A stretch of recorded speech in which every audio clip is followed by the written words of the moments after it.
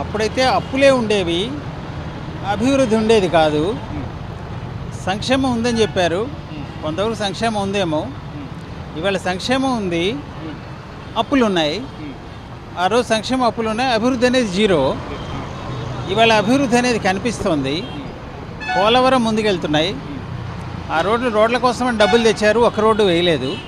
ఇవాళ రోడ్లు వేశారు, ఆ రోడ్ల మీద మనం నడుస్తున్నాం, ప్రతిపక్షం వాళ్ళు కూడా అదే రోడ్డు మీద వెళ్తున్నారు.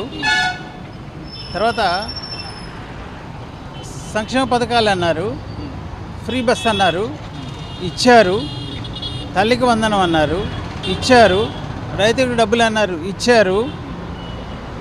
ఈ జరిగినటువంటి నష్టాన్ని మొత్తాన్ని పూర్తిగా రికవర్ అవ్వడం అనేది 1 సంవత్సరం 2 సంవత్సరాల్లో కాదు, 10 సంవత్సరాలకు సరిపడా దౌర్భాగ్యాన్ని మనం తెచ్చి మన ఎత్తిన పెట్టిన తర్వాత 1 సంవత్సరంలో ఏదో జరగలేదంటాం అంత వివేకం కాదు. ఫస్ట్